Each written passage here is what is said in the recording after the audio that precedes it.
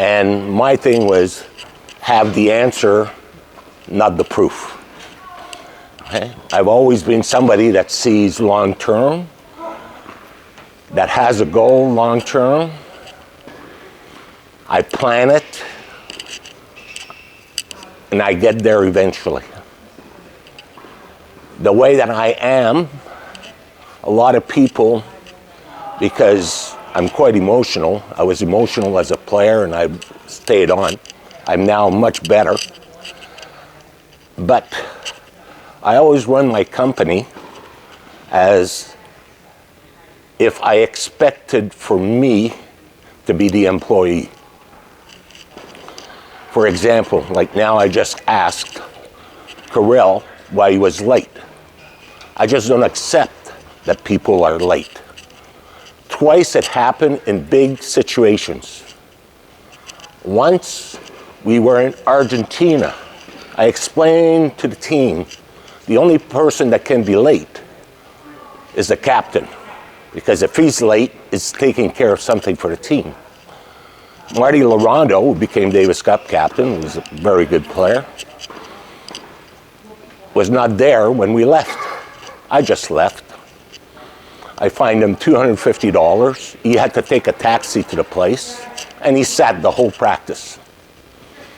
Now, we're talking about one of the best players in Canada. The second time it happened, I was in Jamaica with Doug, and he asked me to train his Davis Cup team, and I introduced 2-a-day practice, early in the morning, late in the afternoon. I talked to Malcolm, who's the leader of the group, such as Kirill is a leader in a certain way. He has to become the leader, like with Mike in here.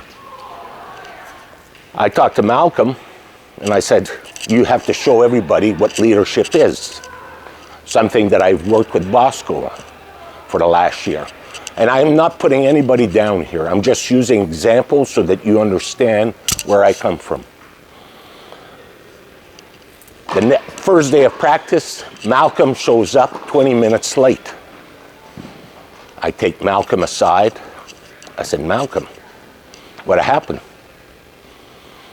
I said, I had to feed my family.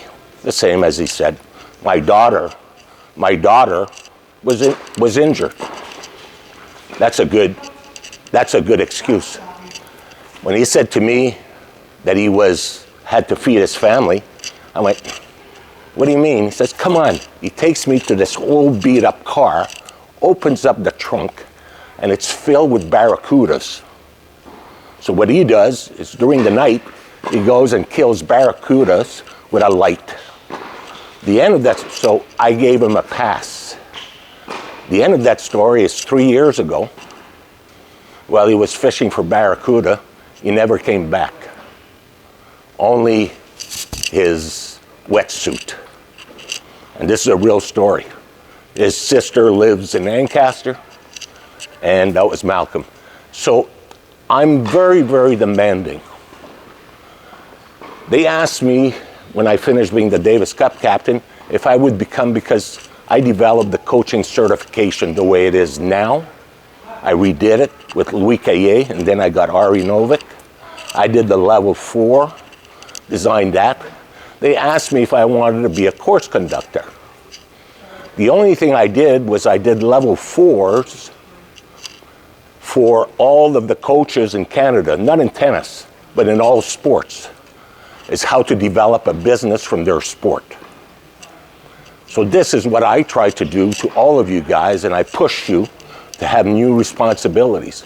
Because to me, I've seen too many guys that have not had the ability, once they get pushed away, to find another way to support their family. So it's very important to me. It's very important because my son's involved. So I worry about him, I worry about you guys the same way. So all these years, I know how to develop a player. I was a shitty coach, and I had Doug Burke, Chris Pridham, Adam McDaddy, Daniel Nestor, Robert Janacek, and so forth. I did not know how to coach. I did one thing. And not only that, I managed 3 clubs. So you can imagine how much time. Only one guy got private lessons with me. And all those guys became ATP players. What do you think was the one thing that I emphasize in my training and my lessons with them? If you don't know it, I'll answer right away. Okay? Intensity. Intensity. That's all. Everybody talks about intensity, how to look like a player. That's all. Intensity. So if you have a practice where it's not intense, you're not doing the right thing. I had a guy, Daniel Nestor, who became a gold medalist. Yves Boulet wanted to kick him out of practice. Ari Novik wanted to kick him out of the academy. Why? Because Chris Pridham didn't want to practice with him. Why? Because he wasn't intense enough. Every time I worked with him, he was intense. Not because he likes me, because I figured a way to be intense. I just competed with him. I told him he couldn't do things. You have to find a way for a player to be intense. I'll always remember the first time I said to him, he was 14 years old, I've never seen a lefty that can serve on the sideline and bring the guy out wide. He took the balls, serve, and out wide. You know, everybody can slice over there. So I started with this system 5 years ago because I knew someday I would leave. And I didn't want the company to go down. I've succeeded, not because we have a system, I've succeeded because I can pick the best guys. I pick the guys that have passion. I mean, like Mike Hall is a perfect example. I mean, Mike and I have had confrontations on an ongoing basis. But I know how passionate he is. That doesn't mean that I agree with the way he coaches. I work with him on all kinds of aspects, the same way as I'm working with me on all kinds of aspects. After 60 years of drinking and smoking, I've stopped. It's not that it's like, I've stopped because I suddenly realize how much better I feel when I don't.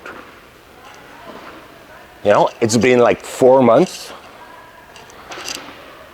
And a month and a half into it, I went out with my wife, had some drinks, came back for 3 days. I was not able to work the way I could.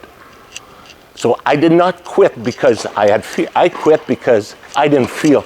I feel so good that finally I see, but that doesn't mean that you have to do that. You have to find your own ways.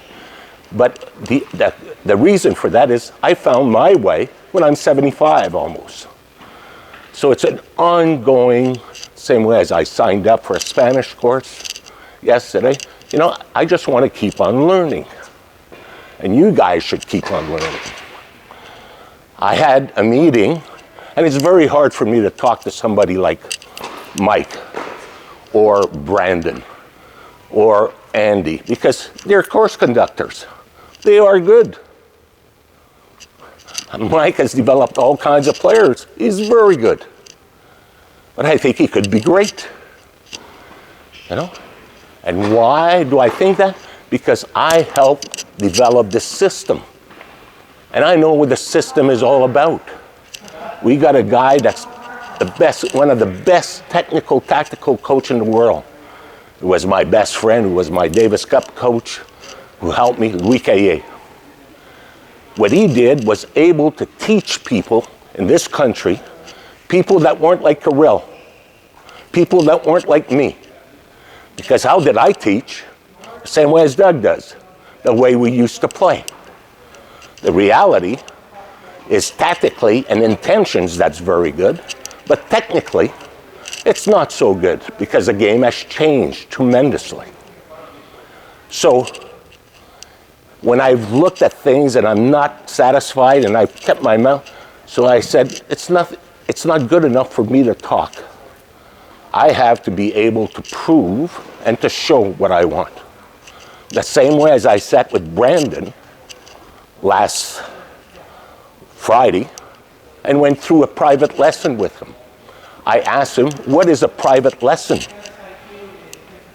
How do you do a private lesson? How do you develop a private lesson? And function of what? If you have a player who is physically not up to par, if you have a player who mentally is not up to par, what do you do with him? Bosco, what have I done with you for a year? I pushed him. I just pushed him. You know how many fights we had?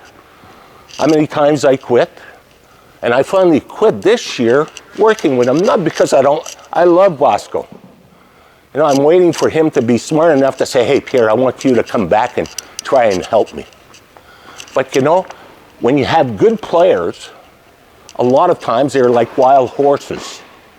You have to break them. Till you break them, you can't become a team. And that's what it's all about. So for me, to keep on with Bosco, I was getting frustrated, and he was getting frustrated, and I didn't want him to quit. So I tried to arrange different things, giving him the freedom, because one of the greatest coaches that I met, Richard Schonborn, Coach Graff and Becker, said to me, I said to him, why is it that my coaches, national coaches, don't see the same potential in the players that I see? He said, did your national coaches play?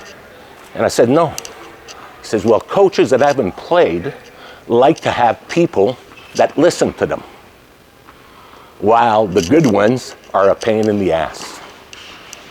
And like Bosco's a pain in the ass, and I love him, you know, but he has something inside him that can make him a champion.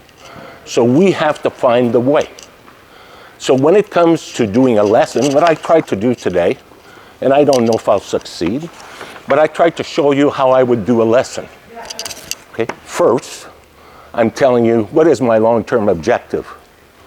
It's to try to convert this whole academy, all of ACE, into the ACE system.